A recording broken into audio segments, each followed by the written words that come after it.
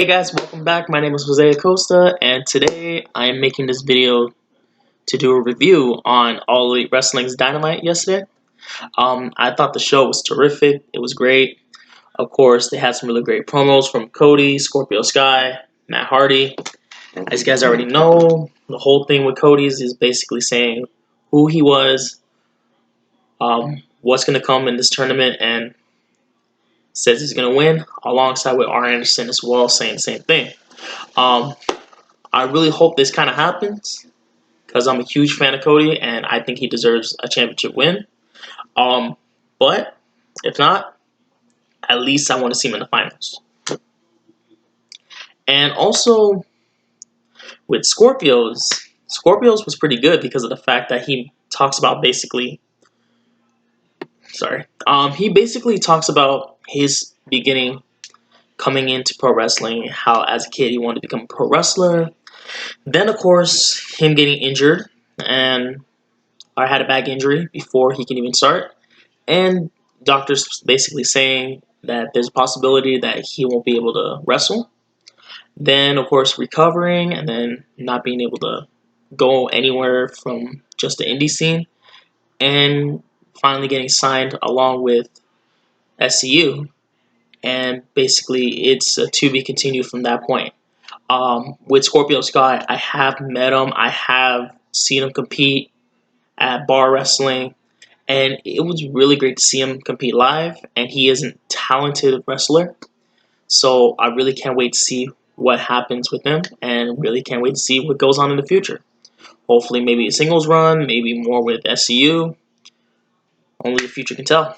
And with Matt Hardy, basically it's, of course, basically recapping with the fact that he said Jericho to come meet him at the Hardy compound, and basically also saying that Sammy Guevara talked trash about him during the Bubbly Bunch first episode, and saying if Jericho doesn't want to come, then you meet me over here, we can fight, and also saying if he'll do whatever it takes to get to Jericho, even if it has to go through the inner circle. And we kind of get an appearance from a regular Matt Hardy instead of Broken Brilliance as well. This one was pretty good. I couldn't believe that they brought both, how can I say it, both versions of Matt into this. Um, Promos were great, like I said. Now I'm going to get started with the matches, starting with Sammy Guevara versus Darby Allin. As you guys know, this is a continued rivalry from Revolution. Darby Allin did defeat Sammy Guevara over there.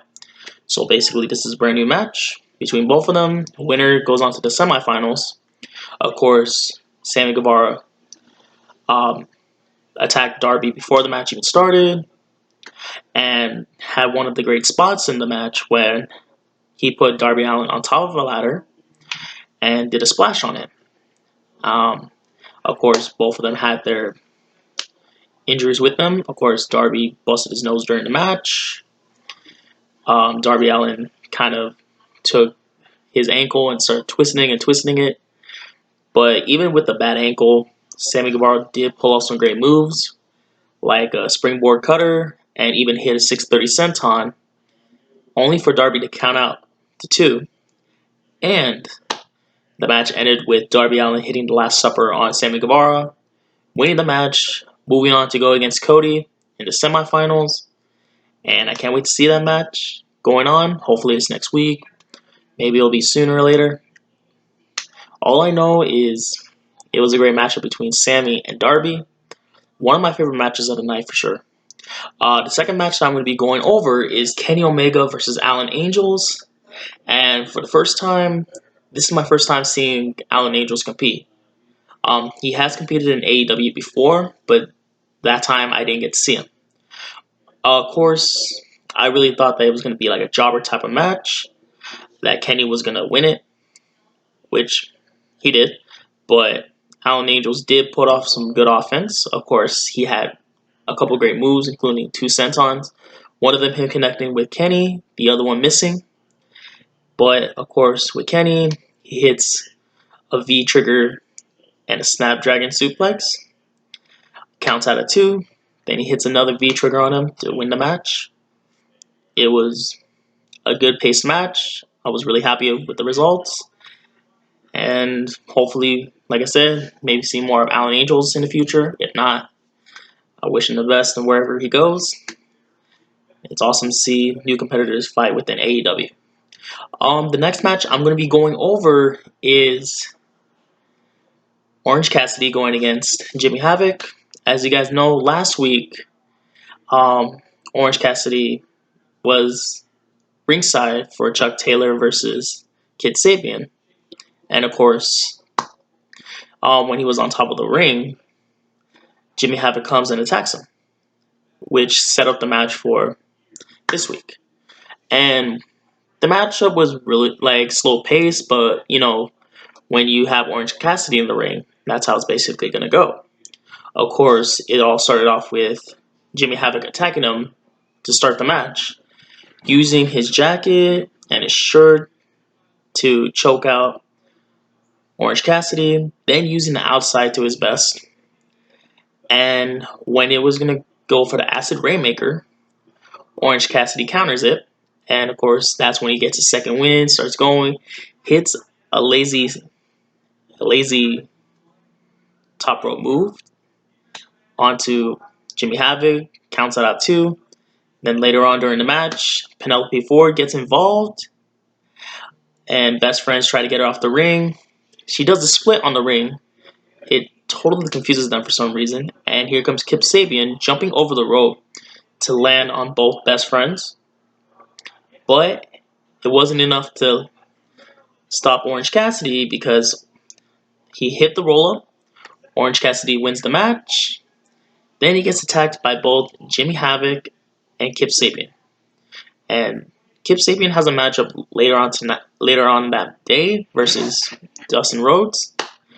All I know is after the match, after everything went down, they caught up with them and basically said Trent Beretta wants to fight Penelope Ford, but he can't.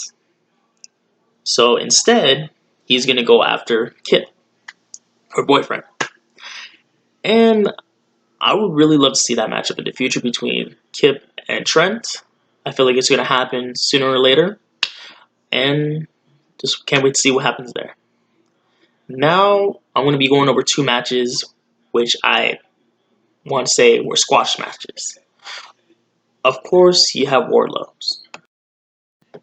Before I go over Wardlows, I just want to kind of give a fresh reminder to people who saw it. MJF. For the past couple weeks, he hasn't been competing in AEW, and everybody's wondering why. And that's because he got injured. And apparently it was a life-threatening injury, according to what he says, which is a hangnail injury due to him gambling. He says apparently he might need surgery, and we don't know how long it's going to take for him. So, as a fan of MJF, have a speedy recovery. Can't wait to see the Salt of the Earth get back into the ring. Now, back onto the Wardlow match. Like I said, that was a squash match. He went against a guy named Lee Johnson.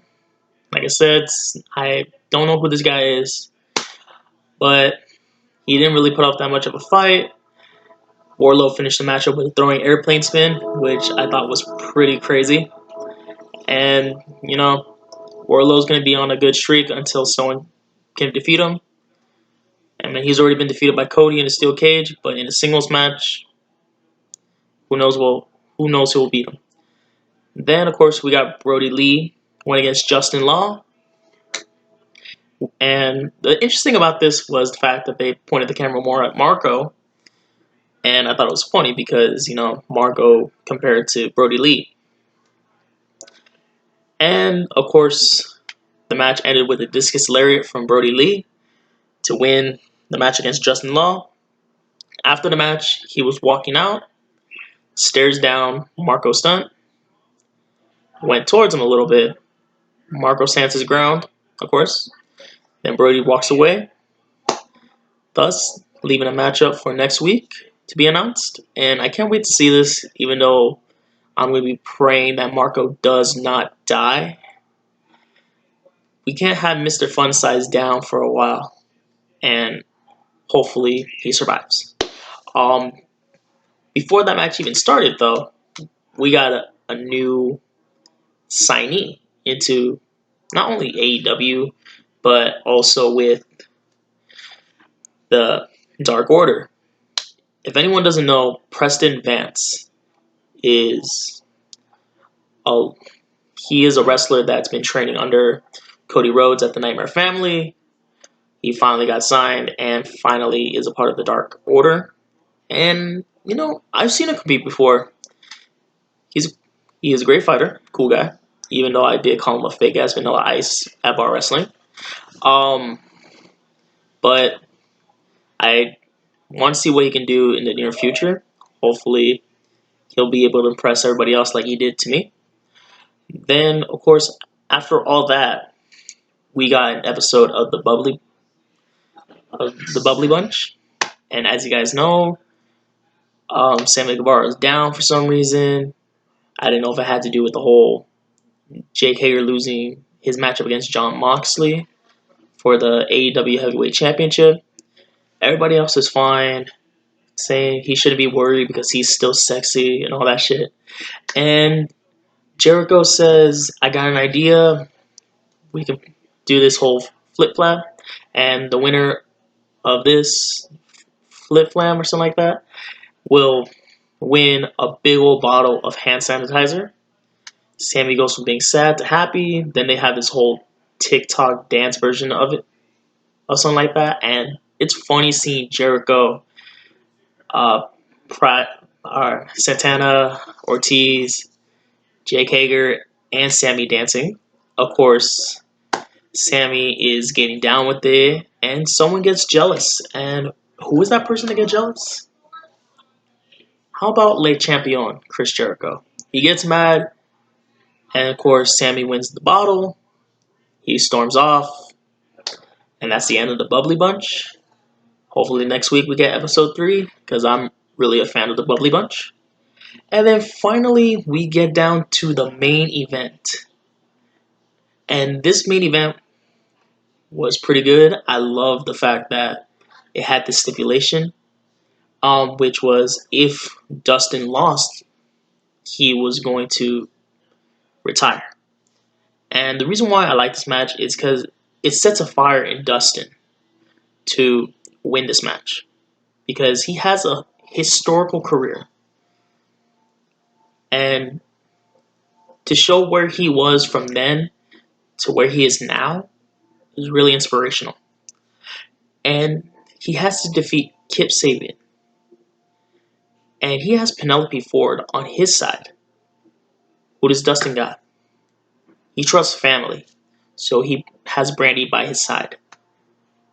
At first, it didn't pay off because of the fact that Penelope was getting involved and Kip Sabian was having more of the momentum with her helping him out. Of course, with old age, his knees are kind of weak, so Kip targets his knees. Dustin finally gets back at it. Kip Sabian almost has him until Brandy gets involved after Penelope gets into the ring. Brandy comes in, spears Penelope.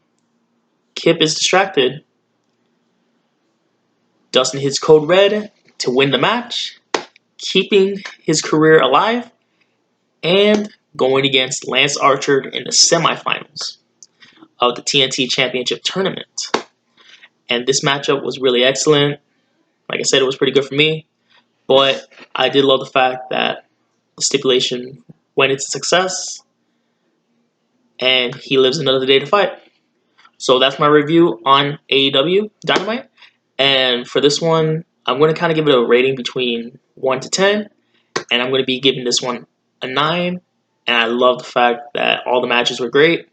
I guess, it had little stumbles, but it kept me really entertained with it. Other than that, guys, thank you for watching. I hope you guys like this video.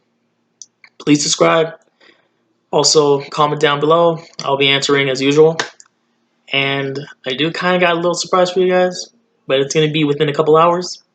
So, thank you and have a great night. And until next time, guys, I will see you guys soon. Bye.